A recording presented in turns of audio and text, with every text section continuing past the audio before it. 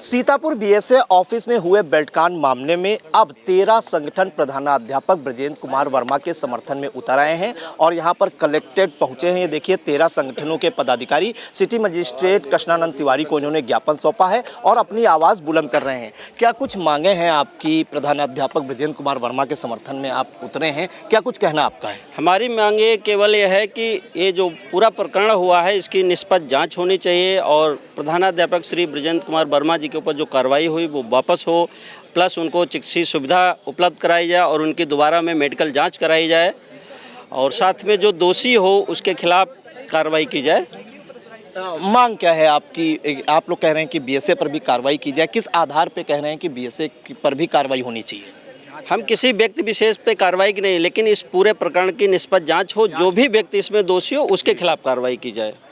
आप लोगों को कहना है कि जो सीसीटीवी फुटेज वायरल हुआ वो कुछ ही देर का सीसीटीवी फुटेज वायरल हुआ, पूरा सीसीटीवी फुटेज नहीं आया, क्या कुछ कहना है आपका? भी आप लोग वार्ता भी कर रहे थे। जब ब्रजेंद्र कुमार वर्मा जी बीएसए कार्यालय गए हैं तो उस समय वो बिल्कुल स्वस्थ थे, लेकिन जब वापस आए हैं तो उनका चेहरा फूला हुआ था, कई चोट के निशान हैं, तो काफ़ी गंभीर चोटें हैं। तो हम चाह रहे हैं कि जो सीसीटीवी फुटेज है थोड़ी देर का ही वायरल हुआ है, ब्रजेंद्र कुमार वर्मा जी के बीएसए कार्यालय में प्रवेश करने से लेकर के जब वापस आए हैं वो पूरा सीसीटीवी फुटेज वायरल किया जाए, सार्वजनिक किया जाए, जिससे पता चले कि उस बीच में क्या क्या घटनाएं हुई हैं। क्या आशंका आप लोगों को है कि जो सीसीटीवी फुटेज है वो पूरा नहीं वायरल किया गया, उनके साथ भी मारपीट की गई, किस आधार पे कह रहे हैं?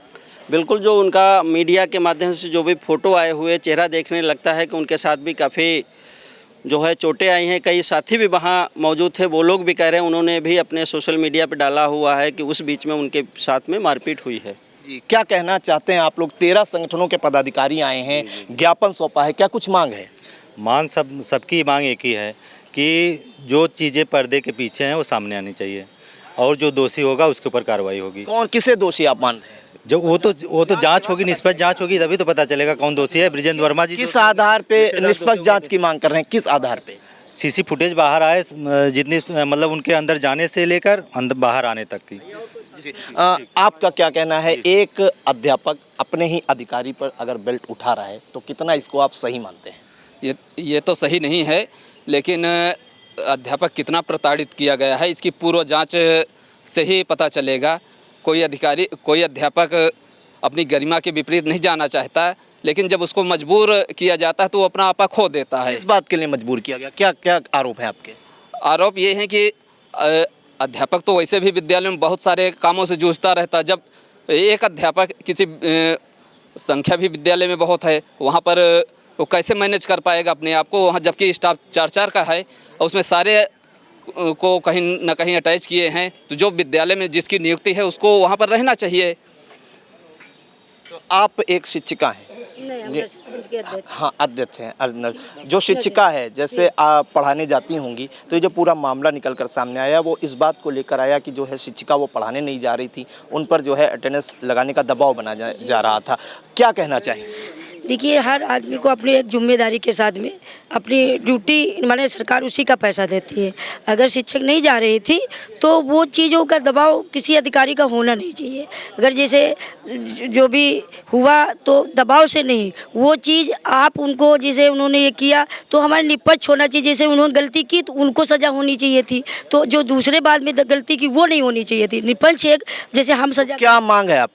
हम लोग ये मांग करते हैं जैसे एक समान जो भी है टीचर को एक मतलब नियम के अनुसार से उसको न्याय मिलना चाहिए। क्या कहना है आपका? एक अधिकारी पे उनका ही मातहत अगर बेल्ट उठा रहा है तो कितना इसको सही मानते हैं आप? प्रधानाध्यापक ब्रजेंद्र कुमार वर्मा के समर्थन में आए हैं, निष्पक्ष जांच की मांग कर रहे हैं। जी देखिए, हम इसका समर्थन तो नहीं करते हैं, लेकिन हम ये भी कहना चाहेंगे कि वो परिस्थितियाँ इतनी खराब उत्पन्न की गई, वो तभी सामने आ पाएगा जब पूरा उनके अंदर जाने से बाहर। कैसे परिस्थितियां खराब हुई, क्या कहना चाहेंगे साफ शब्दों में? क्योंकि देखिए, शिक्षक वैसे भी धैर्यवान व्यक्ति होता है, वो चीज़ों को समझता है, हर तरह के बच्चों को झेलता है।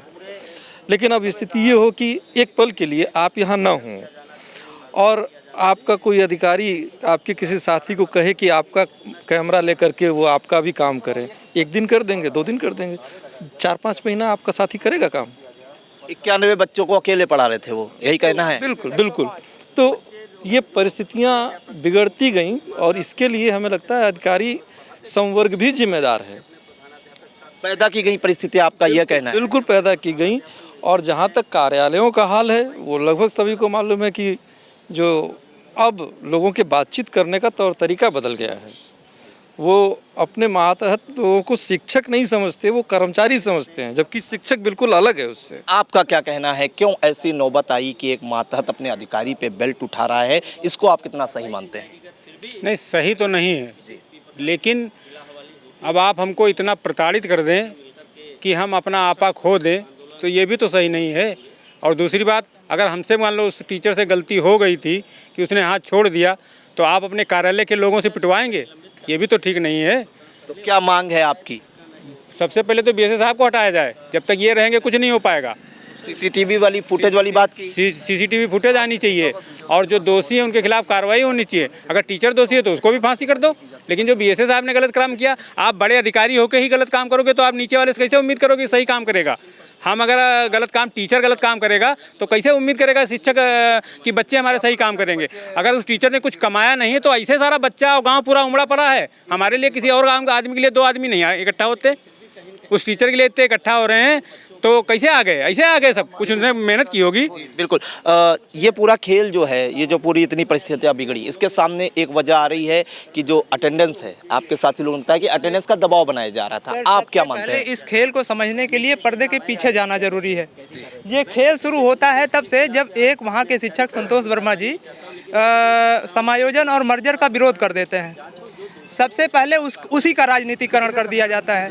वहाँ के जो क्षेत्रीय नेता हैं उनके थ्रू उसका राजनीतिकरण किया जाता है, फिर उनको सस्पेंड करा दिया जाता है। विद्यालय में 105 का नामांकन है, वहाँ पर स्टाफ है 4 शिक्षा मित्र को लेकर। एक लोग पहले से सस्पेंड है, एक लोग दूसरी जगह अटैच है।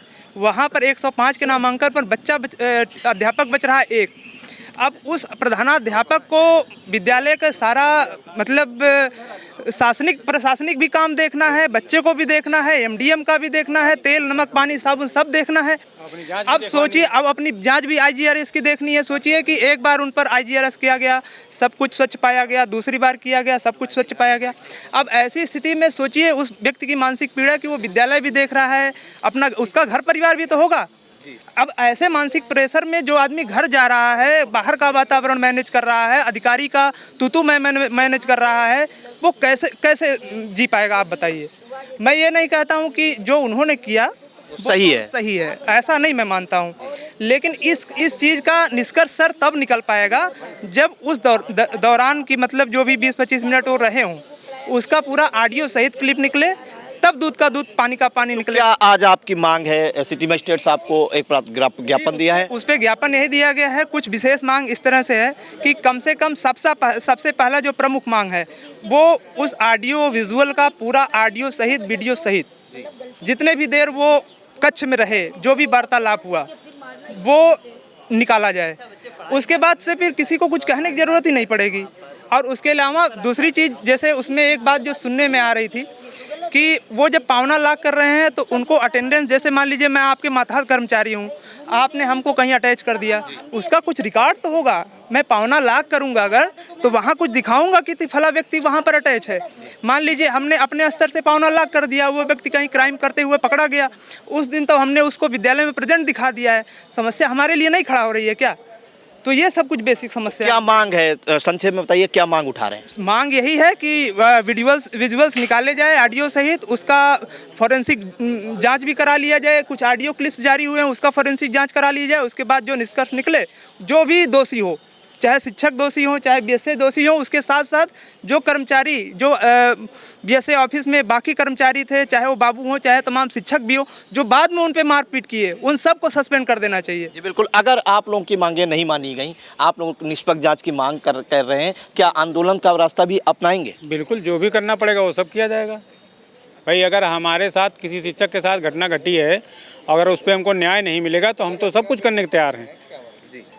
बिल्कुल, देखिए तो यहाँ पर कलेक्ट्रेट में प्रधानाध्यापक ब्रजेंद्र कुमार वर्मा के समर्थन में 13 संगठनों के पदाधिकारी आए हैं, अपनी आवाज़ बुलंद की है। सिटी मजिस्ट्रेट कृष्णानंद तिवारी को ज्ञापन सौंपा है और उनका कहना है कि जो पूरी घटना हुई है बेल्ट कांड की, उसका पूरा सीसीटीवी फुटेज जो है निकलवाया जाए और इसमें अगर दोषी प्रधानाध्यापक हैं तो उन्होंने बीएसए को भी दोषी ठहराया है। कहा है कि उनकी भी जाँच होनी चाहिए और उन पर भी विधि सम्मत कार्रवाई होनी चाहिए। सीतापुर से कैमरा पर्सन हसन गोगा के साथ प्रियांशु मिश्रा।